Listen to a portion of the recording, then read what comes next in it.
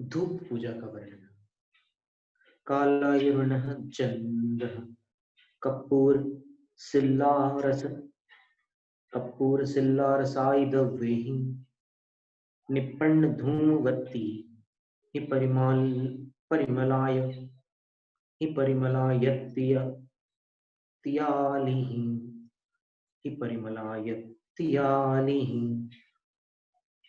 उग्रसिंहादेशीयसद् कमुखमग्गिः बहलधूमिः दुविजजिनिन्दपया रविन्द्रज्वेलं सुरेन्द्रनुयम्। देखो अब ये बात बड़ी सुंदर है। धूप पूजा कैसे होती है? काला गरु एक सुगंधित द्रव्य है। फिर नभ यानी अंबर नाम का एक पदार्थ होता है। फिर चंदह चंद्रक, कर्पूर जिसको आज अपन कपूर बोलते हैं, वो सिंथेटिक कपूर अलग होता है, एक वृक्षों से प्राप्त होने वाला कपूर है, भीमसेनी कपूर बोलते हैं।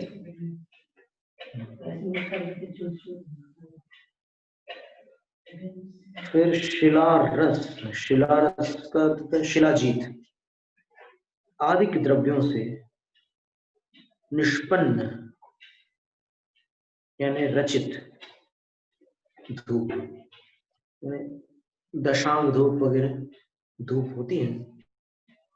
इसमें फिर कपूर काचरी वगैरह, लवंग का चूर्ण और अन्य भी ऐसे सुंदर सुंदर पदार्थ उसमें डाले जाते हैं। तो इनसे निष्पन्न धूप की वर्ती भी परिमलायति याली,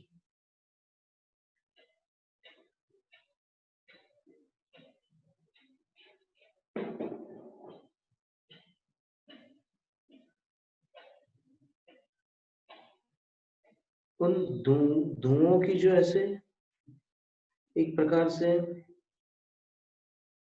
ऐसे वर्तियां निकलती है, धुआं जो होता है ऐसे घूमता हुआ इधर उधर फैलता है, तो वो अपने परिमल का अर्थ होता है सुगंध। तो उस परिमल से उपसर्ग लग जाने से अर्थ बिल्कुल कहीं से कहीं चले जाता है किसी भी धातु के। व्याकरण में एक श्लोक है, उपसर्गे धात्वर्थो बलादन्यत्र नीयते प्रहार आहार संहार विहार परिहारवत। एक ह्री धातु है संस्कृत भाषा में, उसके साथ घय प्रत्यय करते हैं तो हार शब्द बनता है, हरणम हारण, मनोहारी, चित्तहारी, ऐसे शब्द बन जाते हैं। हार शब्द में अगर अपन उपसर्ग लगा दें तो जैसे प्र उपसर्ग लगा दिया तो हार का एक अर्थ ये गले में पहना जाने वाला हार भी होता है, और उपसर्ग लगा दिया प्र तो प्रहार हो गया। प्रहार का अर्थ होता है वार करना, और आंग उपसर्ग लगा दिया तो आहार बन गया। तो आहार का अर्थ होता है भोजन करना। फिर सम उपसर्ग लगा दिया तो संहार हो गया। संहार का अर्थ होता है प्राणों को नष्ट कर देना। फिर वी उपसर्ग लगा दिया तो विहार शब्द बन गया। तो विहार का अर्थ होता है गमन करना। फिर परि उपसर्ग लगा दिया तो परिहार अर्थ शब्द बन गया। परिहार का अर्थ होता है त्याग करना। तो इसी तरह यहाँ पर परिमल शब्द है। मल शब्द का अर्थ तो जानते ही सभी लोग, परि लगा दें तो उसका अर्थ सुगंध हो जाता है। तो परिमल की आयत्याली,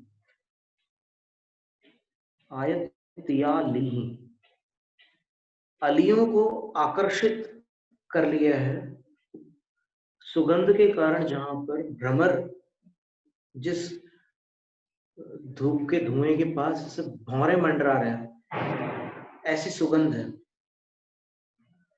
और कैसे है वो बहल धुएं और प्रचुर धुआं निकल रहा है, अच्छी मात्रा में धुआं निकल रहा है। ऐसा नहीं कि ऐसे धुआं देखना पड़े कि निकल रहा है कि नहीं ढंग से, ऐसा नहीं, बहल धुएं, बहुत अधिक धुआं निकल रहा है। और उग्र सिंहा, ऐसे ऊपर की ओर उसकी शिखा जाएगी, धुआं जो ऐसे अपने आप उठ रहा है ऊपर की तरफ और फिर ऐसे ऊपर घूमते हुए फैल रहा है सब जगह। और देसीय सग्ग मुख मग्गे, और चूंकि अपन ने भगवान की पूजा में उस धूप का प्रयोग किया है, इसलिए वो धूप जो है ऐसे ऊपर जा करके बता रहा है कि ऐसे स्वर्ग और मोक्ष का जो रास्ता है वो यहीं से जाता है जहां से मैं ऊपर जा रहा हूँ, ऐसा बता रहा है। देसीय सग्ग मुख मग्गे बहर धूमि, तो ऐसी धूप से आचार्य कह रहे हैं नाना प्रकार की जो धूप है उनसे जिणिंद पयार बिंद ज्वेलम सुरिंदण्यम, देवों के इंद्रों के द्वारा जिनकी स्तुति की गई है, नुति का अर्थ स्तुति होता है, नति का अर्थ नमन होता है। तो देवेंद्रों के द्वारा जिनकी स्तुति की गई है, ऐसे जिनेन्द्र के पदार बिंद युगल को, चरण कमल युगल को, ऐसे नाना प्रकार की धूपों से धूविज, वो कह रहे हैं कि भगवान के चरणों की तरफ वो धुआं करो ऐसे। इसीलिए अपन देखते हैं ना कि कई स्थानों पर जहां पर ये अभी शास्त्रीय पद्धति से पूजा होती है, वहां पर अपन देखते हैं कि जब भी वो धूप खेते हैं तो ऐसे करते हैं धुएं, देखा आपने? ऐसे करते ही वो आरती करते हैं। ऐसे वो आरती का तो अलग बात हुई, यहाँ धूप की बात करें, धूप वो कह रहे हैं धूविज, भगवान के चरणार बिंद युगल को धूपित करें, यानी धूप को उनके चरणों की तरफ ऐसे उसका धुआं करें। और फिर इसके आगे की श्रेणी आचार्य पद्मनंदी जी ने इसमें बतलाई है, पद्मनंदी पंचविंशतिका के 19वें अध्याय में जिन पूजाष्टक में उन्होंने कहा कि वो जो आपने ऐसे धूपित किया, तो वो जो धुआं है वो भगवान के चरणों से टकराया और टकरा करके वो एकदम से चारों तरफ बिखर गया, भगवान के चरणों से टकरा करके वो चारों तरफ एकदम बिखर गया। तो उसमें उन्होंने उत्प्रेक्षा की है कि उसको भगवान के चरण स्पर्श से इतनी खुशी हुई कि वो नाचने लगा और नाचते नाचते वो पूरे मंदिर में फैल गया और उसने अपनी खुशबू चारों ओर बिखरा दी। तो इसी तरह जिनेन्द्र भगवान के चरणों के स्पर्श से जिस प्रकार धुआं चारों ओर बिखर कर नृत्य करता हुआ अपनी खुशबू फैलाता है, उसी प्रकार पार्श्वनाथ भगवान की पूजा में एक पंक्ति लिखी ना, प्रभु सम अपने कर्म जला लो, यही संदेश देता है धुआं, कर्मों को जलाने से खुशबू फैलती गुणों की। तो ये धूप इस तरह से कुछ अपनी बात करता है, ये तो प्रकृति की प्रत्येक घटना कुछ कहती है, सुनने वाला चाहिए और देखने वाला चाहिए। तो ये तो आगम की क्रिया है, तो इसमें धूप की चर्चा है। इसके बाद अब फल की बात,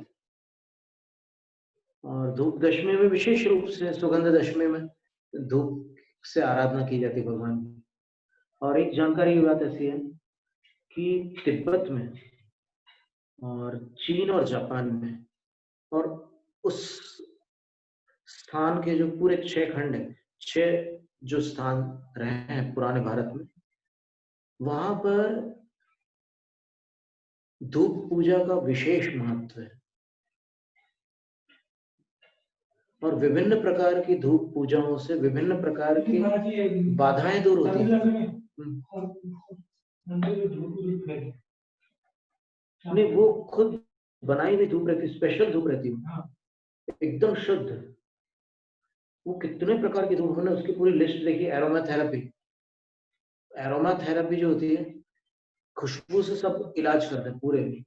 सौंफ की खुशबू से सिर दर्द में आराम हो जाता है, अगर सौंफ का चूर्ण अगर धूप के रूप में खाया जाए, उससे धूप पूजा की जाए, तो सिर दर्द में आराम होने लग जाता है। ऐसे कितना सारा वर्णन हुआ है उसका। तो धूप पूजा का वहां विशेष महत्व है। और वो गई कहाँ से? ये सारी जो पूजाएं हैं, द्रव्यों से की जाने वाली जो भी पूजाएं हैं, वो स्थापना जिनेन्द्र के प्रति होती है। और फिर भाव निक्षेप वाले जो जिनेन्द्र समोसरण में होते हैं, तो वो तो समोसरण तक ही सीमित है ना। भाव निक्षेप वाले जिनेन्द्र सर्वसुलभ नहीं है, लेकिन स्थापना निक्षेप वाले जो जिनालय हैं वो तो सर्वत्र है। यत्र श्रावक लोक ईश वसति स्यात्तत्र चैत्यालय। पद्मानंदी पंचविंशति में ही लिखा है कि जहां श्रावक लोग निवास करते हैं वहां जिनालय बन सकता है। जहां निवास नहीं करते वहां की बात अलग है, पर वहां उन्होंने लिखा है कि जहां श्रावक लोग निवास करते हैं वहां पर चैत्यालय बनता है। और फिर उस चैत्यालय के दर्शन के लिए मुनिराजों के समूह भी आते हैं, ये भी वहां पर लिखा है। और मुनिराजों के समूह आते हैं तो उनको श्रावक लोग आहार देते हैं, और श्रावक लोग आहार देते हैं तो साधु उपदेश देते हैं, और इस तरह धर्म चलता रहता है। बहुत सुंदर काव्य है। यत्र श्रावक लोक ईश वसति स्यात्तत्र चैत्यालय। और आचार्य भगवत जिनसेन स्वामी ने चैत्यालय की शोभा में बहुत सारा वर्णन किया उन्होंने, कि जिनालय जो होता है, आज अपन चैत्यालय और जिनालय को अलग अलग समझने लगे। तो बिना शिखर का है वो चैत्यालय, और फिर जो शिखर वाला है वो जिनालय। ऐसा नहीं है। आगम में देखो तो जिनालय चैत्यालय एक ही है। चैत्य प्रतिष्ठित प्रतिमा को चैत्य कहा जाता है। तो आप जिनालय कह लो या चैत्यालय कह लो, कोई अंतर नहीं पड़ता। दोनों शब्दों का प्रयोग आचार्यों ने किया। यावन्ति चैत्यायतनानि लोके सर्वाणि वंदे जिनपुंगवानम्। और जिनालय शब्द का भी प्रयोग किया। कहाँ पर किया है? चैत्य भक्ति में देखिए, वर्षेश वर्षांतर विदेश।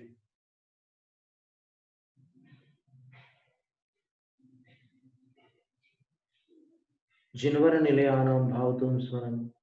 जिनवर निलय का, निलय कह लो आलय कह लो, आलय कहोगे तो जिनालय कहलाएगा। और फिर उसके आगे और देखिए,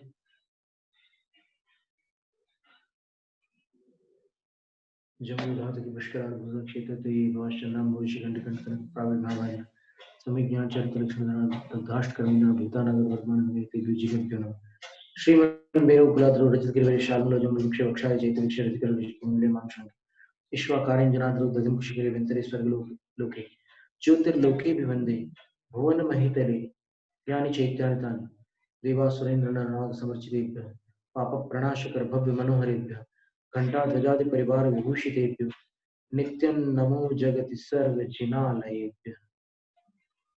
जिनालय भी है, चैत्यालय भी है।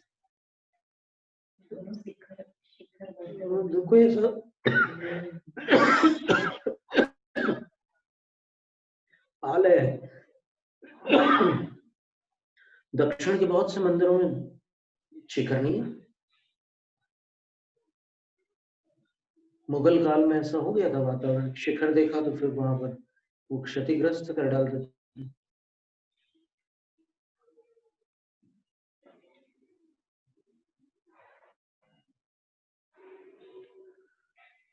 अब अंतिम द्रव्य जो है फल,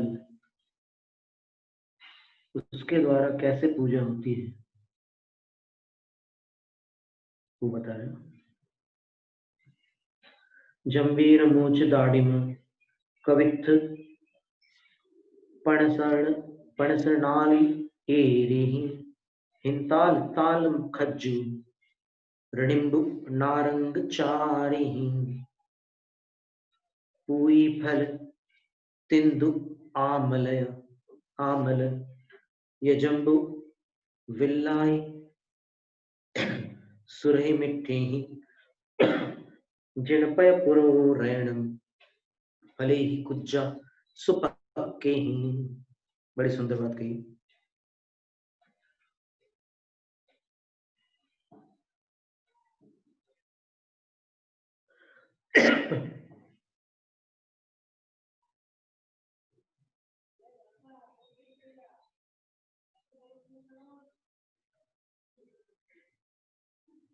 जंबीर जो है ना, वो एक बड़ा नींबू आता है, मातुलिंग जिसको बोलते हैं, काफी बड़ा होता है, ऐसे थोड़ा लंबा रहता है, उसको वहाँ उत्तरापथ में बिजौरा भी कहते हैं। फिर मूंछ का अर्थ तो केला है, और दाड़िम का अर्थ अनार है। ये अनार शब्द तो कहीं बाहर से आया हुआ है, मूल भारत में तो इसको दाड़िम ही कहते हैं। फिर कपित्थ, कपित्थ कबीट को बोलते हैं, जिसको कई लोग कैथा भी बोलते हैं, उससे चटनी बनती है। कैथ हिंदी में, कपित्थ संस्कृत और कविट, कविट बना है। कपित्थ से कैथ बन सकता है, कबीट बन जाता है शब्द। तो ये जब संस्कृत में और प्राकृत में है, तो हिंदी भाषा तो उससे काफी निकटवर्ती भाषा है। फिर ये अनार शब्द जो है, वो कह नहीं सकते कहाँ से आया है, हो सकता है बाहर से आया हो, यानी उर्दू वगैरह से प्रभावित हो। फिर पनस, पनस फल होता है, वो जैक फ्रूट जिसको बोलते हैं, उसको पनस का कोई और नाम भी होता है क्या? पनस, कटहल, कटहल नाम। तो ये भी भगवान के लिए चढ़ाया जा सकता है, अभक्षणीय है। कई ऐसी धारणाएं जो स्थानीय वातावरण से प्रभावित मनुष्यों के अंदर भरी हुई है, तो यदि वो आगम की शरण में आकर यहाँ से कुछ धारणाओं में संशोधन कर ले, तो ज्ञान का परिमार्जन हो जाएगा, ज्ञान निर्मल हो जाएगा।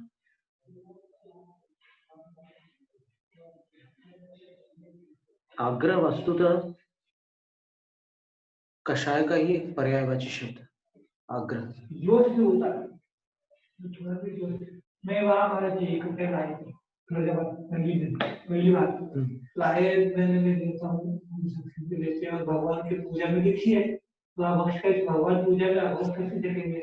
मैंने उस कपड़े में पका हुआ ले आए बाजार में मिलता है, हम लोग खाते हैं, तो हमने दो खा लिया, तो वहाँ तेरा कुछ जो दिखा है ना, बोले वाले आपको तो कैसे हम सावक नहीं खाते, आप खा रहे हो। दक्षिण में साधु खाते हैं।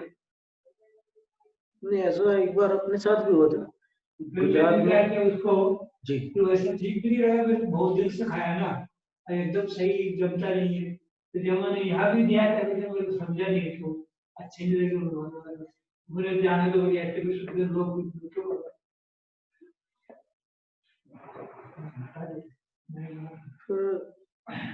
क्या कर सकते हो, तो ठीक है, फिर लोग रूढ़ी हो जाती है।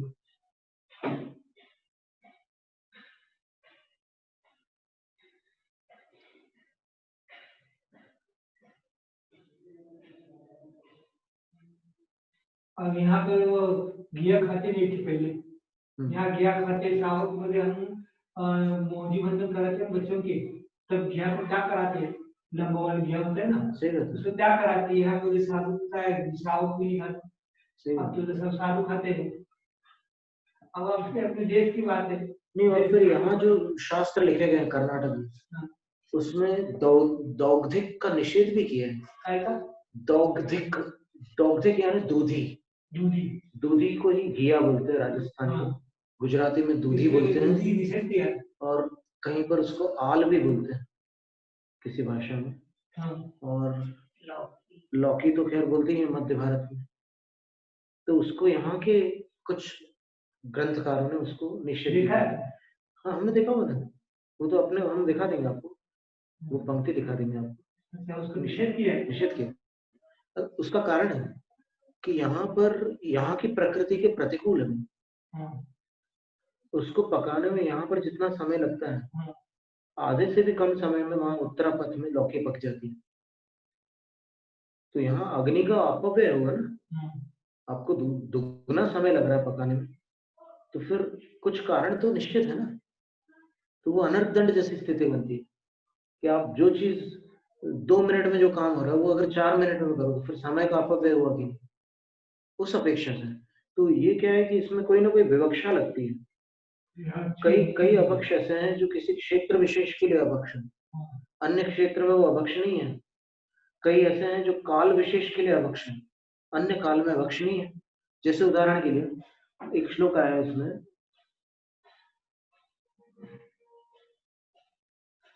आम घोर संपृक्तम द्विदलम प्रायशो नवम वर्षा स्वदलितम चान्नम पत्र शाकम विवर्जयेत। ये एक श्लोक है पूरा। इसमें लिखा है कि आम गोरस यानी कच्चे गोरस के साथ संपर्क को प्राप्त हुआ द्विदलम, दो फाड़ वाला कोई पदार्थ, विवर्जित, उसको छोड़ दें। कच्चे गोरस के साथ, गोरस, कच्चे गोरस के साथ ये दो फाड़ वाली चीजों का सेवन न करें।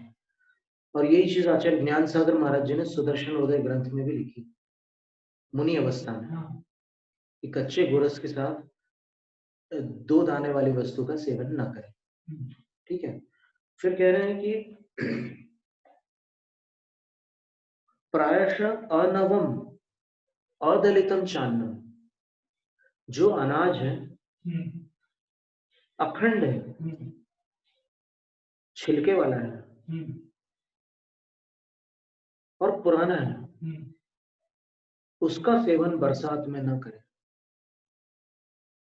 अगर आपको मूंग की दाल लेनी है तो आप अखंड न लें बरसात में, जूनी वाली पुरानी वाली बरसात में न लें। और फिर कह रहे हैं नई के बारे में तो अनवम कह दिया ना उन्होंने, अनवम यानी जो नवीन नहीं है वो न ले। तो फिर बाकी क्या है वो तो स्वयं समझने की बात है। फिर तीसरी बात कह रहे हैं पत्र शाकम विवर्जयेत, पत्ते वाले शाक का त्याग कर दे। तो वो ये सब श्रावकों की चर्चा हो रही। तो पत्ते का शाक कब त्याग करना, वर्षा से लिखा हुआ है। तो ये कुछ ऐसे लोग हैं जो शिविरों में शिक्षा देते हैं कि नहीं पत्ते का शाक जो साधु लेता है वो साधु ही नहीं है। नहीं दवाई की पहली बात नहीं, दवाई की बात नहीं है, यहाँ पर सेवन करने की बात है। पत्र शाकम, शाक कोई दवाई खाता है क्या? शाक को नहीं, पत्ता की होती है, नहीं पत्ते की दवाइयां बनती है, हम बता रहे हैं आपको, सही बात है। तो यहाँ पर पत्र शाक की दवाई बनती है कि पत्तों की दवाई बनती है? यहाँ शाक शब्द है। तो शाक कैसे खाया जाता है? शाक तो पका करके खाया जाता है। और फिर जो दवाइयां होती है वो कैसे बनती है? या तो रस निकाल करके बनती है, या फिर पीस करके बनती है, या फिर उबाल करके उसका जो सूप होता है वो दवाई के काम आता है। यहाँ कह रहे हैं कि पत्र शाक का त्याग करो। तो पत्र शाक का त्याग करो बरसातों में, ये कह रहे हैं। तो बिल्कुल ठीक है, बरसातों में त्याग कर सकते हैं, लेकिन वो कहना उचित होगा क्या कि जो पत्र शाक खाता है वो साधु नहीं है? ये कैसे कह सकते हैं आप? जो पत्ते वाले शाक खाते हैं वो साधु नहीं है, ये कैसे कह सकते हैं? वो कच्चा खाते हैं क्या? अप्रासुक खाते हैं क्या? और बरसातों में खाते हैं क्या? तो जो बरसातों में नहीं खाते, अप्रासुक नहीं खाते, बिना पका हुआ नहीं खाते, तो फिर आप उन साधु को असाधु कैसे कह सकते हैं? तो अभी कुछ दशकों से ये बहुत अतिरेक हो गया है। एक तो साधुओं के प्रति विनय की भाषा का प्रयोग धीरे धीरे दुर्लभ होने लगा है। साधु के प्रति ऐसे शब्दों का प्रयोग हो रहा है कि अपन, हो सकता है साधुओं में कमियां हो, लेकिन आपको अनादर की भाषा बोलने का अधिकार नहीं है। आप कुछ की बात कर रहे हैं, नियम को तो कम से कम जितना पत्ते का शाक खाना होगा कम से कम भी खाओ, उसको 12 महीने, क्योंकि हिंसा तो 12 महीने है, 4 महीने भी है इसलिए। लेकिन आजकल क्या गोलगप्पे को बनाते हैं ना, उसका भी पानी बनता है, कच्चा ही मुझे निकलता है, पका देते हैं। नहीं, लेकिन ऐसा कहने से अपन क्या दूसरी सब्जियों में जीव जंतु नहीं होते क्या? सिर्फ पत्तों पर ही जीव जंतु होते हैं? नहीं, बहुत ज्यादा हो या कम हो, शोधन हो सकता है कि नहीं पहले ये देखने की बात है।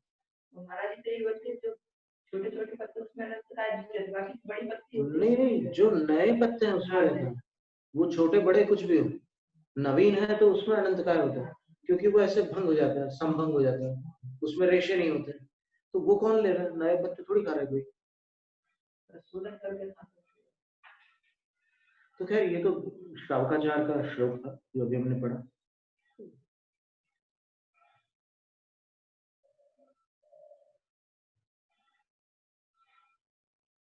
तो कपित्थ, पनस, ऐसे भक्ष्य की बात चल रही थी, तो कुछ चीजें किन्हीं स्थानों पर वो चीजें मान्य नहीं है, तो फिर वहां पर अपने को लोक विरुद्ध चलना भी उचित नहीं है। जैसे हमने गुजरात में एक स्थान पर हम पहुंचे थे, तो वहां पर लोग बोल रहे थे कि हमारे यहाँ ये नहीं खाते बोले, मखाना। तो हमने बोला ठीक है, हम नहीं खाएंगे, फिर क्या बात होगी। फिर चौके में कुछ ऐसे लोग थे, बोले कि हम लोग तो खाते हैं, आप लोग तो, ऐसे लोग में रास्ता है। पर फिर वो जहां पर निषेध है, जहां पर विवादित है, तो या तो फिर वो उनको समझाए और वो समझ जाए। सिंगर आता है अभी नहीं होगा, लेकिन सिंगड़ उसका हस्तिनापुर से नहीं, पहले अपने यहाँ पर भी सिंगाड़े को गलत माना जाता था वहां पर, लेकिन फिर बाद में पता चला कि आचार्य शांति सागर महाराज जी भी सिंगाड़ा लेते थे, तो सिंगाड़ा अभक्ष्य वस्तु है। ये तालाब है ना चंद्रपति में, तो तालाब में ठीक है, तालाब में तो होते ही, तालाब में तो होते ही है सिंगाड़ा, जल का फल है वो।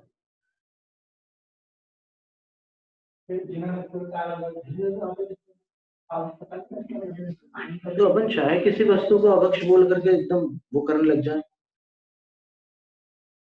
बीच में टमाटर का प्रश्न आया था, टमाटर में दूसरी सागर में ढा दिया, दूसरा को टमाटर प्रसिद्ध है, उनको ज्यादा है। नहीं, टमाटर असली में क्या था, विदेशी फल है। हाँ। टमाटर, पपीता, ऐसे कई फल और सब्जियां विदेशों से आए हुए, तो उसमें गलत क्या है? अगर यहाँ भारत में उसकी फसल पनप रही, कोई चीज जो नुकसान करने वाली है उसको तो अपन अनिष्ट के अंतर्गत छोड़ते ही, जिसको नुकसान वाला है वो अनिष्ट बोलता है, वो तो छोड़ते ही है। लेकिन जो वस्तु जिसको अनिष्ट अच्छा नहीं लगता, 5 अभक्ष्य की श्रेणियों में नहीं है, उससे क्या आपत्ति है? अभी जीव जंतु की अगर अपन बात करें, तो नीचे जो गमले लगे हैं वहां पर तितलियां अंडे देती, हमने तो पूरा इसी का अध्ययन किया ना, बायोलॉजी का। तो वहां तितलियां अंडे देती है, फिर उन अंडों में से इल्लियां निकलती है, और वो उन्हीं वनस्पतियों के ऊपर पनपती है, और फिर उसके वो कुछ बनाती है कवच, और फिर उसके अंदर वो रहती है, कोई कई दिनों तक विश्राम करती है, और फिर उस कवच को तोड़कर पूरी नई तितली बाहर उड़कर आती है। यहाँ नीचे अभी अपन ने शायद किसी ने चित्र भी लिया था ना, उसमें मोबाइल में फोटो भी लिया था, बराबर उसमें तितली बन जाती है। तो जीव जंतु तो सर्वत्र मिलेंगे आपको, इसलिए जीव जंतु होने से वो चीज हम त्याग ही देंगे, तो फिर चावल त्याग दो। ऐसा कौन से चावल है जिसमें जीव जंतु नहीं निकलते? हर चीज त्यागना पड़ेगी फिर। पानी में नहीं होते क्या जीव जंतु? कुएं के पानी में सर्वत्र होते हैं। जले जंतु, स्थले जंतु, आकाशे जंतु रेव। जले जंतु, स्थले जंतु, राकाशे जंतु रेव ही। जंतुमाला कुले लोके कथम भिक्षुरहिंसक। राजवार्तिक में एक श्लोक है कि पानी में जंतु है, भूमि पर जंतु है, ये और आकाश में भी जंतु है। चने की सब्जी होती है ना, हरी सब्जी चने की, अरे बहुत खाता था। मुझे क्या हो गया कि एक दिन मेरे को दिखाया, चलो जो दूरबीन ले गए, चने के नीचे पत्ते के देखो मेरे रूम होते थे, उसको रूम उठाया और हरे इतने वो एक पत्ते के ऊपर इतना पत्ता छोटा तो होता है, और उसने देखा इतने उसमें कीड़े त्याग कर दिया। पता नहीं मालूम नहीं होता। वो तो आरंभ तो होता ही है उसके शोधन वगैरह, उनको अलग तो करना ही होता है।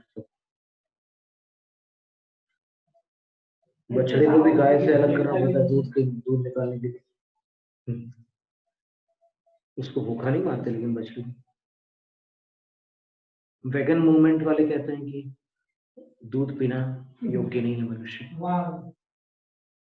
ये धर्मशाला में एक दिन चौकी में गया था, उस दिन हमारे चौकी में वह सब्जी बनाई है, इसकी गोभी, पत्ता गोभी हमारा चिड़िया दे बड़े वाला, और हमने देखा, हमने क्या करेंगे। नहीं, कोई चीज अगर अपन त्याग कर देते हैं तो वो चीज अपने लिए अभक्ष हुई, वो सार्वभौमिक अभक्ष नहीं हो सकती। आचार्य विद्यासागर महाराज नमक नहीं लेते, इसका अर्थ ये नहीं हुआ कि नमक अभक्ष हो गया।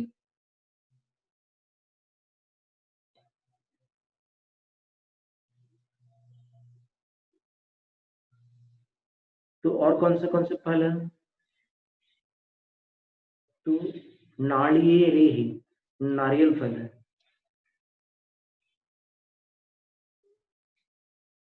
और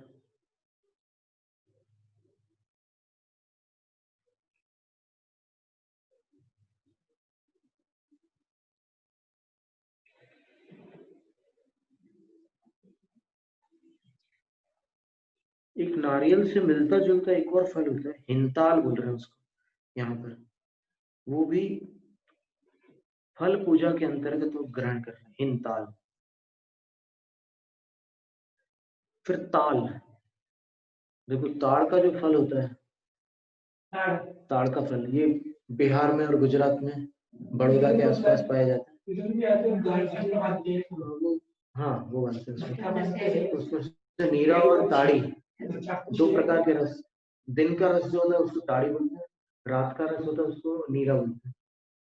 नीरा स्वास्थ्य वर्धक होता है और ताड़ी जो है वो नशीली वस्तु हो जाती है, क्योंकि धूप पड़ती है तो फिर उसके अंदर गर्माहट पे नशा आ जाता है। बिहार में सवेरे सवेरे 5 बजे बैठ जाके भी सब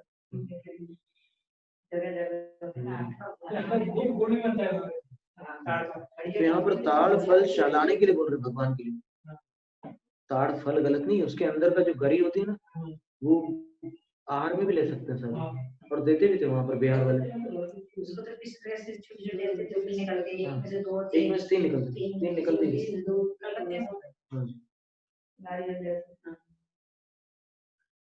यहाँ धर्मस्थल में भी आते थे कहीं बाहर से। फिर खरजूर फल, खरजूर तो अपन जानते हैं, पिंड खजूर, खजूर कई उसकी प्रजातियां हैं, 30-40 प्रकार के खजूर होते हैं। फिर नींबू, प्राकृत में भी उसको नींबू ही बोलते हैं, नींबू देखो 440 गाथा में नींबू लिखा हुआ है। फिर नारंग, नारंग फल जो होता है वो आज यहाँ पर संतरा के नाम से जाना जाता है, नारंगी बोलते हैं उसको। और फिर चार लिखा है ना, नारंग अचारी, अचार, अचार का चिरंजी, तो उसको अचार क्यों बोलते हैं? अचार ही बोलते हैं। हाँ अचार बोलते हैं, पर ये जो अचार होता है जो इसमें बर्नियों में डाला जाता है वो नहीं है, ऐसे बोल बोल वो समझ वो तो कह रही है अच्छा अचार की उसका अचार बनता है, वो फल रहता है। नहीं वो अचार नहीं, वो अलग है, वो बर्नी वाले अचार नहीं, ये इस फल का ही नाम अचार है।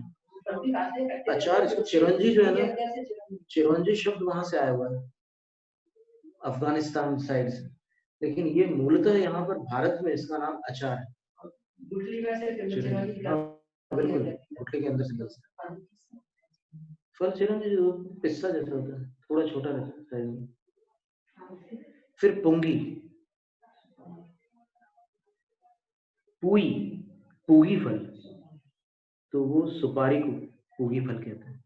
और सुपारी का मतलब वो अंदर से निकली हुई सुपारी नहीं, जो पान ठेलों पर या किराने की दुकान पर मिल रही है वो वाली सुपारी नहीं है, वो तो बीज है उसका।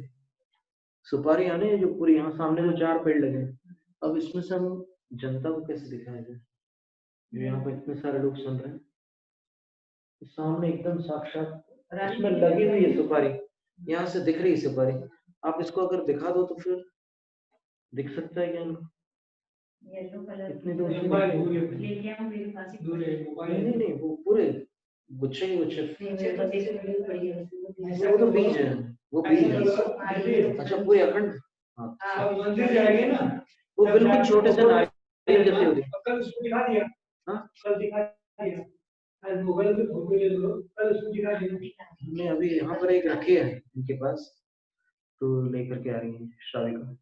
सुपारी वो 14 के दिन चढ़ाएंगे ना वो शिल्पा वगैरह।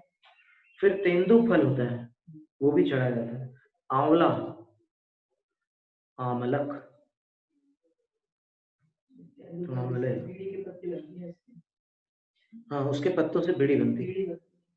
और जम्बू फल, जम्बू फल का अर्थ क्या है? जामुन लिखा है, जामुन, तो जामुन अवश्य नहीं है। जामुन अवश्य नहीं, बस उसमें शोधन जरूरी है, क्योंकि मध्य भारत में ना जामुन में वो जो ऊपर एक कटोरी से बन गई इल्लियां रहती तो जामुन में लगभग सभी में रहता है। इसमें जामुन को बोल रहे हैं, चना नहीं। अवश्य बताइए। नहीं अवश्य अवश्य लेते हैं अभी हम लिया।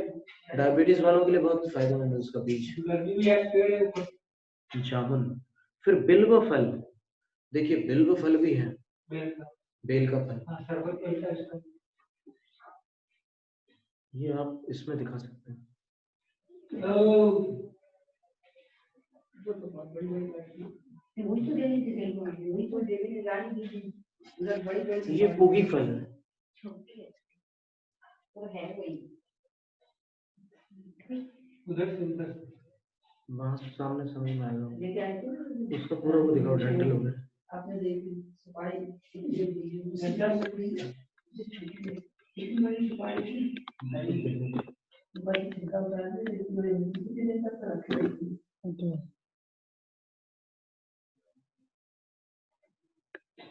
बहुत सुपारी है। ये बहुत अच्छी क्वालिटी में नहीं है, इसकी बहुत मस्त क्वालिटी आती है, बिल्कुल नारियल जैसे। छिलका वाली मंदिर में 14 साल में चढ़ाई थी तो बिना खिलाई। चलो ठीक है। ये पूगी फल है, सुपारी, तेंदु, आंवला, जामुन, बिल्व फल, बेल का फल, उसको बील भी बोलते हैं। तेंदु फल अभी यहाँ पर आपको, हमने तो बहुत उसके पेड़ देखे हुए हैं, तमाल बोलते हैं उसको। तो बीड़ी बनती होगी ना, उसके पत्ते फल लगते हैं, उसके फल आते हैं। उसकी काली छाल होती है तने पे पेड़ का। तुम देखा है 2 जानवर के पास सागर, हाँ उसमें बहुत है। बहेड़े के पेड़ भी हैं उधर सागर के पास, बीड़ी के पेड़, उमर के पेड़ भी हैं। आदि अनेक प्रकार के सुगंधित, मीठे और सुपक्व फलों से जिन चरणों के समग्र समक्ष जिणपय पुरवो, जिनेन्द्र भगवान के चरणों के पुरतः समक्ष फले ही सुपक्के ही भली भांति पके हुए इन फलों के द्वारा रैणम कुज्जा, फलों से पूजा करके अच्छी आकृतियों की रचना बनाए फलों से।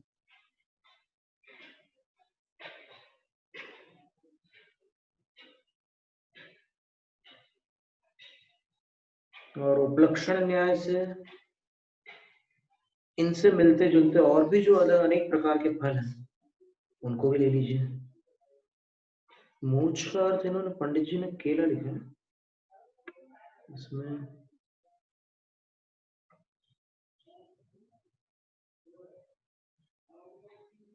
केला ही लिखा है मूछ का, प्लांटेन फ्रूट, केले का फल।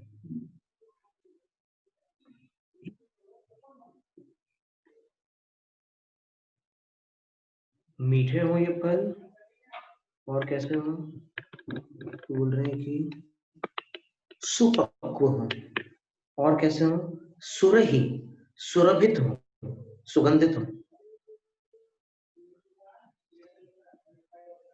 अगर प्राकृतिक रूप से पका हुआ कोई फल किसी कक्ष में रख दिया जाए तो पूरे कक्ष में उसकी खुशबू आती है।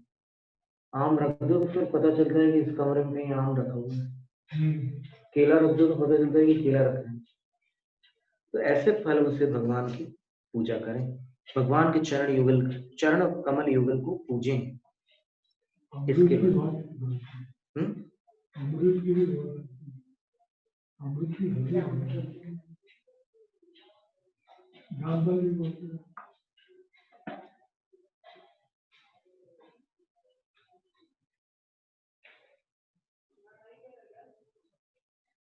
अठवे मंगलाणीय बहुवे पूजो वे अरण दवाणी धूवदहनायितः जिण पूयत्थम वितीरिज्जा। 8 प्रकार के मंगल द्रव्य, अनेक प्रकार के पूजा के उपकरण रूप द्रव्य और धूप दहन का अर्थ होता है जिसमें धूप जलाई जाती है, धूपायन जिसको कहते हैं, और आदि ऐसे अनेक प्रकार के पूजा के उपकरण भूत द्रव्य होते हैं। वो जिण पूयत्थम वितीरिज्जा, जिनेंद्र भगवान की पूजा करने के लिए वहां और भी लोग होते हैं पूजा के समय, उनको वितरित करें, उनके हाथों में सारे उपकरण दे, वो भी पूजा में सम्मिलित होंगे। एवं चल पड़ी माही ठवणा भणिया फिराए मेव नवरी विशेषो आगर शुद्धिम कुज्जा सुठाणम चित्त पड़ी लेव पड़िमा ए दप्पणम दावियूण पड़ी बिंबे तलयम दाऊण तव मुवत्थम दिज्ज पड़िमाए आगर शुद्धिम चत्करी जदप्पणे अह अन्न पड़िमाए इत्यमित विशेषो शेष विही जान उवम। तो ये जो विधि बताई है ये चल प्रतिमा की प्रतिष्ठा विधि। अब ध्यान रखना आप लोग, 2 प्रकार की प्रतिमाएं हैं, अचल प्रतिमा और चल प्रतिमा। तो अचल प्रतिमा जो होती है उसकी शोभा यात्रा नहीं निकलती। चल प्रतिमा जो होती है उसको ऐसे पालकी में विराजमान करके शोभा यात्रा आदि के समय निकालते हैं, और फिर अभिषेक के लिए भी पांडुशिला पीठ पर वहां से उठा करके विराजमान करते हैं, और बड़ा भव्य महोत्सव होता है, वो चल प्रतिमाओं का होता है। तो ये चल प्रतिमा की प्रतिष्ठा विधि थी और पूजा विधि थी। तो अब थिराए एमेव, अब जो अचल प्रतिमा है उसमें कुछ अंतर है, लेकिन बाकी पूरी यही विधि है, यही प्रक्रिया है स्थिर प्रतिमा की। अब जो बहुत बड़ी बड़ी प्रतिमाएं होती है उनको लेकर थोड़ी जा सकते हैं शोभा यात्रा के लिए, या फिर ऐसे अभिषेक के लिए भी उठाना मुश्किल है। अगर ज्यादा बड़ी प्रतिमा होगी तो वो तो वहीं रहेंगी, उनको अचल प्रतिमा कहते हैं। तो उसकी विधि भी इसी प्रकार की जाती है। अंतर केवल इतना है कि आकर शुद्धि स्वस्थान पर ही करनी होती है।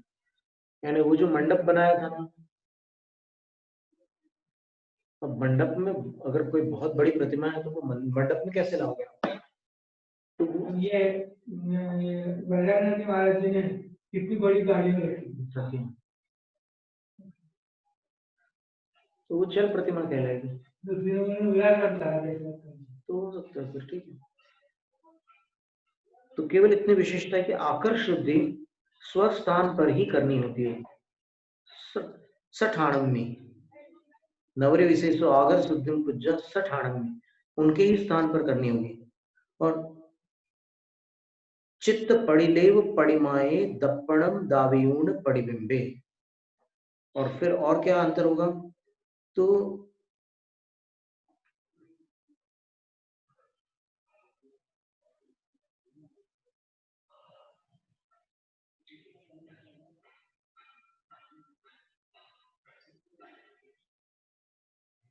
चित्रित अर्थात उकेरी गई, प्रतिलेपित अर्थात रंग आदि से बनाई गई या छापी गई प्रतिमा का दर्पण में प्रतिबिंब दिखाकर और मस्तक पर तिलक देकर तत्पश्चात प्रतिमा को मुख वस्त्र दें, ऐसा होगा उसमें, इतना अंतर है। और आकर शुद्धि, आकार शुद्धि नहीं, आकर शुद्धि, आकर शुद्धि दर्पण में करें अथवा अन्य प्रतिमा में करें, इतना मात्र ही भेद है, अन्य नहीं। शेष विदित पूर्ववत, पहले के समान ही जानो बाकी विधियां। पूजा वगैरह वैसे की वैसी होगी जैसी हुई थी। एवं चिरंतनाणम किट्टिमाण परिमाणम जमकी रही बहुमाणम ठवणा पूज्यम हितं जान। इस तरह प्राचीन कृत्रिम अथवा अकृत्रिम प्रतिमाओं का जो बहुमान किया जाता है, बहुमान शब्द पर ध्यान देना है, उसको हे भव्य तुम उसी को स्थापना पूजा जानो। जो कृत्रिम अकृत्रिम जिन बिंबों की स्थापनाएं हैं, अकृत्रिम अनादि है, कृत्रिम जो है वो सादी है, तो उनका जो बहुमान किया जाता है उसको स्थापना पूजा जानो। तो बहुमान का अर्थ क्या लेना? तो यहाँ पर बड़ी भ्रांति रहती है। बहुमान शब्द का अर्थ ऐसा लगाया जाता है कि खूब सम्मान करना, नहीं, बहुमान का अर्थ उससे भिन्न है। बहुमान का अर्थ अभी अपन देखते हैं शास्त्र में क्या लिखा है।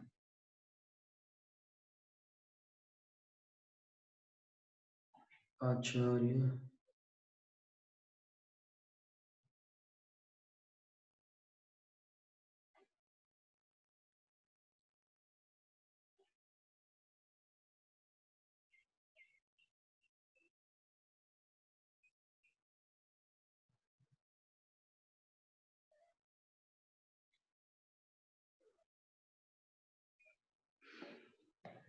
ये मुनि प्रतिक्रमण में है। तिन्नम छावट्टिसय दिवसाणम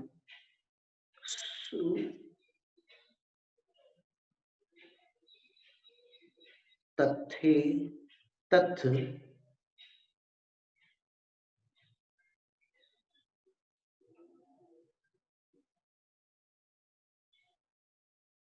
विनये उपहाणे बहुमाणे, ये मुनि प्रतिक्रमण में है ना ये शब्द। बहुमाणे तहेव अनिन्नवणे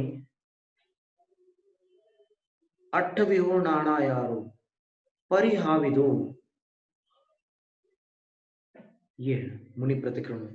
तो यहाँ पर उवहाणे इसका अर्थ लिखा है उपधानेन अवग्रह विशेषेण, उपधान पूर्वक स्वाध्याय करना, यानी कुछ अवग्रह विशेष करके, यानी त्याग करके, कोई संकल्प ग्रहण करके ही स्वाध्याय करना। स्वाध्याय के लिए कोई भी वस्तु त्याग कर सकते हैं, दलिया का त्याग कर सकते हैं, किसी फल का त्याग कर सकते हैं, किसी रस का त्याग कर सकते हैं, किसी अनाज का त्याग कर सकते हैं, कोई भी त्याग कर सकते हैं। उपधान। फिर बहुमाणी, बहुमान शब्द का अर्थ क्या है? तो बोले मानव द्रव्य भाव पूजा। मान का अर्थ होता है द्रव्य भाव पूजा। बहुश्चासो मानश्च, और खूब अधिक द्रव्य भाव पूजा को बहुमान कहते हैं। अकेला मान जो है वो द्रव्य भाव पूजा है, और बहुमान का अर्थ होता है बहुत मात्रा में द्रव्य भाव पूजा करना, बहुमान। कैसे? तेन, उससे क्या अर्थ लेना? तो गंध पुष्पादि प्रचुर द्रव्य पूजा युक्त, गंध पुष्पादि प्रचुर यानी अत्यधिक द्रव्यों से युक्त, और सिद्ध श्रुत गुरु भक्ति स्वरूप प्रचुर भाव पूजा युक्त है। और फिर जो भक्तियां हैं संस्कृत प्राकृत में, सिद्ध भक्ति है, श्रुत भक्ति है, गुरु भक्ति है, इन भक्ति रूप प्रचुर भाव पूजा से युक्त होकर बहुमान किया जाता है। तो अभी क्या कहा उन्होंने आचार्य महाराज ने, कि जो बहुमान किया जाता है स्थापनाओं का, वो स्थापना पूजा है। बहुमान का अर्थ द्रव्य भाव पूजा ही था।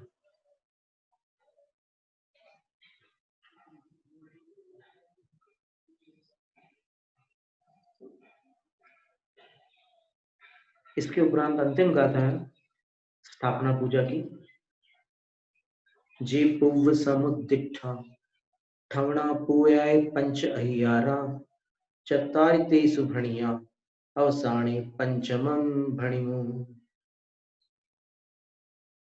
बोलते हैं कि जो स्थापना पूजा के 5 अधिकार पूर्व में कहे थे,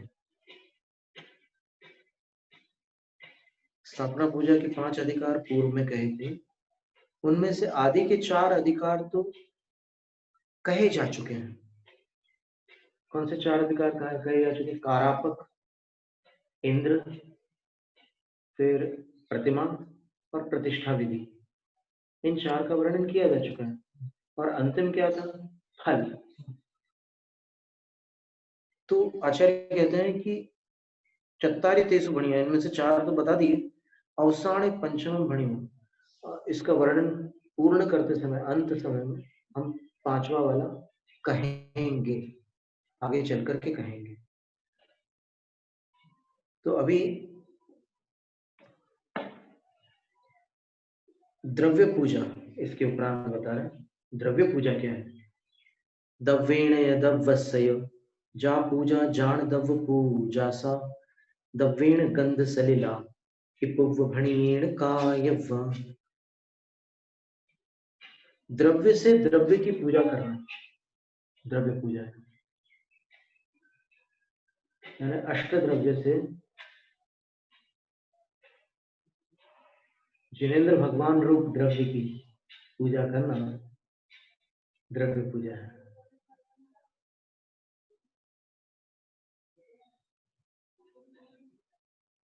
तो वो गंध सलिल आदि पूर्व कथित द्रव्यों से करने योग्य होती है। द्रव्य से द्रव्य की पूजा जो की जाती है वो द्रव्य पूजा है। अब द्रव्य पूजा का अर्थ ऐसा नहीं है कि वो भाव रहित हो, वो आगे बताएंगे भाव क्या है। अब द्रव्य पूजा 3 प्रकार की बता रहे। तिवे द्रव्य पूजा सचित्ता चित्त मिसभेन पच्चक जिणाईण सचित्त पूजा जहा जोगम तेसिंच शरीराण दव्व सुदस्स अचित्त पूजा सा जापुण दोंडम कीरे नायव्वा मिस पूजा सा। द्रव्य के 3 भेद है, सचित्त द्रव्य, अचित्त द्रव्य और मिश्र द्रव्य। यहाँ पर सचित्त द्रव्य सुन करके आज जो हवा चल रही है उसके आधार पर लोगों का ध्यान तुरंत वहीं जाएगा। कहाँ? फूल पत्तियों की तरफ। आचार्य उनकी चर्चा नहीं कर रहे हैं। आचार्य कह रहे हैं कि पच्चक जिणाईणम सचित्त पूजा, जो साक्षात जिनेंद्र भगवान है, जीवंत है, वो जो सचित्त है, उनकी पूजा करना सचित्त द्रव्य पूजा है। और अचित्त द्रव्य पूजा क्या है? तेसिंच शरीराण, उनके शरीर के मोक्ष कल्याण के बाद जो पूजा की जाती है वो अचित्त द्रव्य पूजा है। और दव्य सुदस्स भी अचित्त पूजा, और जो द्रव्य श्रुत अक्षरात्मक जो जिनवाणी है उसकी जो पूजा की जाती है वो भी अचित्त पूजा है, अचित्त द्रव्य पूजा है। तो द्रव्य जो है यहाँ पर पूजन द्रव्य नहीं है, पूज्य द्रव्य है। पूजन द्रव्य तो सर्वत्र एक जैसे ही है, उसमें पूजन द्रव्य में कोई ऐसा विकल्प नहीं है। केवल इतना है कि श्रावक जब प्रोषधोपवास करता है तब उसको प्रासुक द्रव्यों से पूजा करने का निर्देश, बस इतना ही है। और केवल प्रोषधोपवास के समय प्रासुक द्रव्य से पूजा करने का निर्देश क्यों है? क्योंकि शेष काल में वो प्रासुक और अप्रासुक दोनों प्रकार के द्रव्यों से पूजा कर सकता है, उसको कोई दोष मतलब कोई आपत्ति नहीं, उसका निषेध नहीं।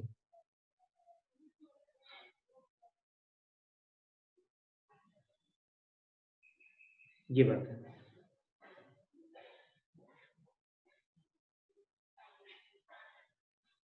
फिर मिश्र पूजा क्या है? जापुण दोंडम की रही, सचित्त और अचित्त दोनों द्रव्यों की अगर साथ में आप पूजा करें, देवशास्त्र गुरु की पूजा कर रहे हैं और मान लो सामने समोसरण में जाकर के कर रहे हैं, तो फिर वो मिश्र पूजा हो गई, सब एक साथ हो गई, सचित्त अचित्त मिश्र। नायव्वामिस्य पूजा से आगमनो आ गमाई भेन बहुविवं दव्वम नाउण दव्व पूजा कायव्वा सुत्तमज्ञेन, अथवा आगम और नो आगम आदि के भेद से द्रव्य अनेक प्रकार का होता है, तो उसको पहचान कर आगम के मार्ग से द्रव्य पूजा करनी योग्य है। यहाँ पर द्रव्य जो है पूज्य द्रव्य की ही अपेक्षा ग्रहण कर रहे हैं। जो पूजन द्रव्य है वो तो जो के त्यों यथावत, अष्ट द्रव्य जो होते हैं वो वैसे के वैसे। फिर क्षेत्र पूजा क्या है? तो आचार्य कहते हैं जिण जमणि खमणि नाणुपत्ति तिथ चिन्नेसु निसिहि सुखेत पूजा विहाणी कायव्वम। बोलते हैं कि जिनेंद्र भगवान के जन्म का जो क्षेत्र है वो निष्क्रमण का जो क्षेत्र है, निष्क्रमण का अर्थ होता है निकल पड़ना, दीक्षा के लिए निकल जाना, दीक्षा भूमि।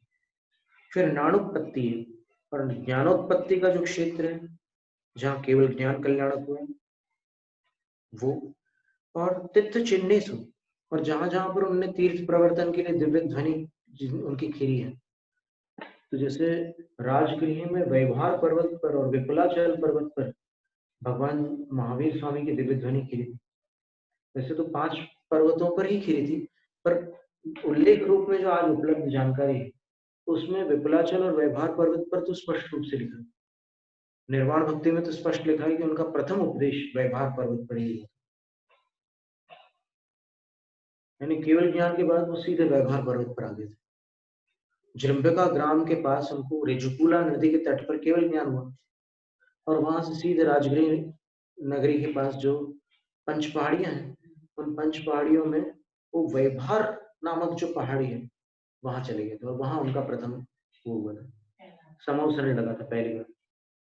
तो आचार्य कह रहे हैं तीर्थ चिन्ह, वो तीर्थ के जो चिन्ह है जहां जहां भगवान, जहां जहां समवसरण आया भगवान का, जिसे कहते हैं हस्तिनापुर में मल्लिनाथ भगवान का समवसरण आया, इधर नैनागिरी में पार्श्वनाथ भगवान का समवसरण आया। तो जहां जहां पर भी समवसरण आया, और अगर उनका चिन्ह, उनके चिन्ह अभी उपलब्ध हो, यानी अभी वो स्थान प्रसिद्ध हो कि यहाँ समवसरण आया है, तो फिर उस क्षेत्र में भी आपको जाकर पूजा करनी होगी। वो क्षेत्र पूजा के, और निषिहीसु, निषिद्धिका का अर्थ होता है जहाँ संलेखना होती है अथवा जहाँ से मोक्ष प्राप्त होता है, निर्वाण भूमि। तो निर्वाण भूमियों पर जाकर पूर्व विहाणेन क्षेत्र पूजा काय हुआ, जो विधि है पूर्व की, उसी विधि से, उन्हीं अष्ट द्रव्यों से क्षेत्र पूजा करने योग्य है। ठीक है, धवला की 6ठी पुस्तक में लिखा है कि यदि आप कोई निर्वाण भूमि पर चले गए और जिनकी निर्वाण भूमि है उनकी कथा आपके पास शास्त्र रूप में उपलब्ध है, तो आप उनकी जो भी प्रतिमा वहां पर विराजमान हो, चरण चिन्ह भी हो सकते हैं, आप बहुत अच्छी तरह से भक्ति कीजिए और फिर वो कथा पढ़िए। वो भी सम्यक उत्पत्ति का कारण है, ऐसा लिखा। निर्वाण भूमि में निर्वाण प्राप्त जो मुनिराज है, उनकी कथा को उनके स्थान पर जाकर के पढ़ने से भी सम्यक दर्शन उत्पन्न होता है।